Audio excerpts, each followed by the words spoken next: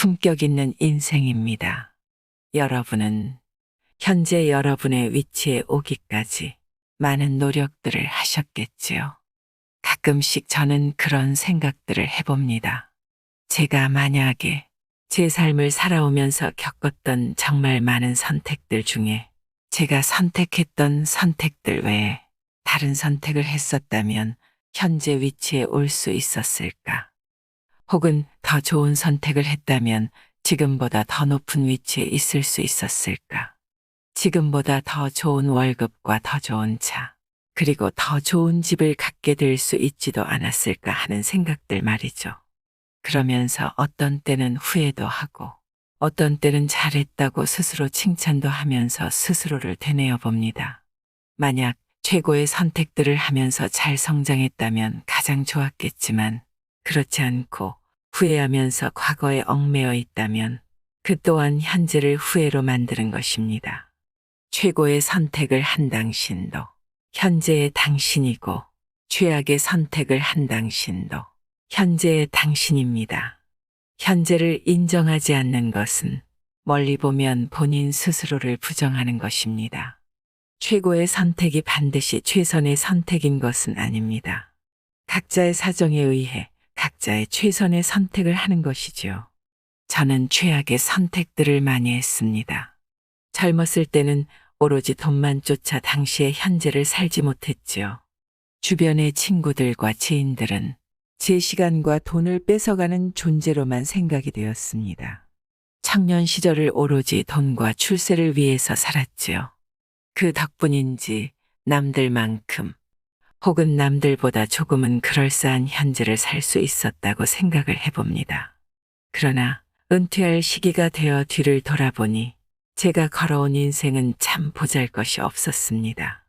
그 흔한 단짝 친구가 곁에 있지도 않았고 정기적으로 모임이나 취미생활을 같이 하는 지인 모임도 없고 오로지 남아있는 건 진짜 가족뿐이지요. 하지만 그렇다고 후회하거나 더 좋은 선택은 없었을까 하는 생각을 하는 것은 이제는 다 소용없다는 걸 알고 있습니다. 결국 제가 선택한 삶을 살아왔던 것이고 현재의 저와 제 가족을 존재하게 하는 것이니까요.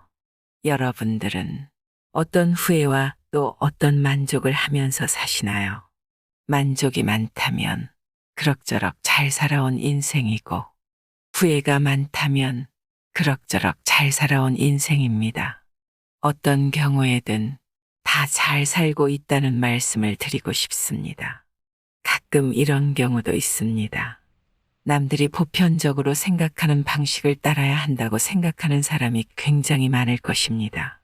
다들 이렇게 살고 있는데 너만 다르게 사는 것은 잘 못 사는 거라고, 남들처럼 살아야 잘 사는 것이라고 하는 사람들이 당신을 힘들게 할 것입니다.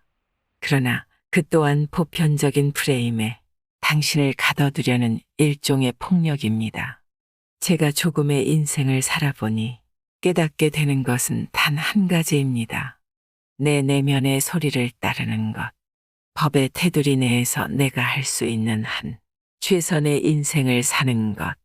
그것이 제가 생각하는 잘 사는 방법입니다. 오늘 제가 준비한 말씀은 탈무드의 구절입니다.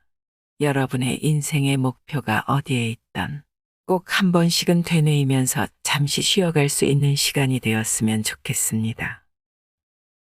나는 나의 스승으로부터 많은 것을 배웠다. 그러나 그 이상의 것을 나의 친구로부터 배웠다. 더욱 그 이상의 것을 나의 제자로부터 배웠다. 훌륭한 사람이 아랫사람의 말을 듣고 노인이 젊은이의 말에 귀를 기울이는 세계는 축복받아야 한다. 자기가 보는 것이 무엇인지 모른 채 막연히 바라보는 사람, 어디에 자기가 서 있는지 모른 채 우두커니 서 있는 사람, 그들은 불행하다. 행동은 말보다 소리가 크게 들린다. 잘 살아라. 그것이 최고의 복수다. 사랑이 있는 곳에는 그 어떤 방도 결코 작지 않다. 죄는 항상 시작할 때는 달콤하지만 끝날 때는 쓰다. 부자를 칭찬하는 자는 부자를 칭찬하는 것이 아니라 그 부자가 가지고 있는 돈을 칭찬하는 것이다. 신은 명랑한 자에게 축복을 내리신다. 낙관은 자기뿐만 아니라 남도 밝게 만든다. 한 번 사람에게 속았거든 그 사람을 저주하고, 만일 같은 사람에게 2번 속았다면 자기 자신을 저주하라. 누구나 실패를 할 수 있다. 또한 그 실패가 한 번으로 끝나지 않을 수도 있다. 하지만 같은 방법으로 또다시 실패를 했다면 더 이상 자신에게 관대해질 필요는 없다. 그것은 이제 상황의 문제가 아니다. 그렇다고 방법만의 문제도 아니다. 반성할 줄 모르는 자신에 대한 각성이 절실한 것이다. 누군가에게 속았다면 그의 속임수를 원망할 수도, 자신의 순수함을 위로할 수도 있다. 하지만 다시 또 그에게 속았다면 천부적인 사자적 재능만을 욕할 것도 아니다. 당신 역시 그의 유혹을 즐겼다는 이야기다. 사기꾼들은 대부분 상식적이지 않은 방법이나 조건으로 유혹을 한다. 그리고 상식적이지 않은 피해자들의 욕망이 그 비상식을 허락한다. 상식적인 반성이 이루어지지 않았다면 당신은 다시 한 번 속을 것이다. 도박으로 인생을 낭비한 자들이 다시 한 번 패를 부여잡는 것처럼. 좋은 단지를 가지고 있다면 오늘 사용하라. 내일이면 깨져버릴지도 모른다. 올바른 인간은 자신의 욕망을 통제하지만 그렇지 못한 인간은 그것에 끌려다닌다. 타인의 자비로 살 바에야 차라리 가난하게 사는 편이 낫다. 명성을 잡으려고 뛰어다니는 사람은 명성을 붙잡을 수 없지만 명성을 피해 달아나는 사람은 그것에 붙잡히게 된다. 결혼은 기쁨을 그 목적으로 하고 장례식에 참석한 사람들은 마땅히 침묵을 지켜야 한다. 인간에게는 6가지의 매우 요긴한 부분이 있다. 그중 눈, 코, 귀, 세 부분은 자신이 지배할 수 없는 부분이고 입과 손, 발은 자신의 힘으로 움직일 수 있는 부분이다. 자신의 혀에게 나로서는 알 수 없습니다. 라는 말을 열심히 가르쳐라. 단지를 보지 말고 그 내용물을 보라. 나무는 그 열매로 평가되고 인간은 그가 한 말에 의해 평가된다. 막 열리기 시작한 오이를 보고는 장차 맛이 있을지 없을지를 알 수 없다. 물고기가 언제나 입으로 낚시바늘을 물어 잡히게 되듯 인간 또한 입이 문제이다. 좋은 음악, 고요한 풍경, 은은한 향기는 인간의 마음을 평온히 가라앉힌다.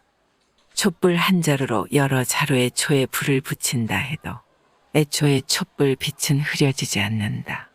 남들이 모두 옷을 입고 있을 때에는 벌거벗지 말고 남들이 모두 벌거벗고 있을 때는 옷을 입지 말라.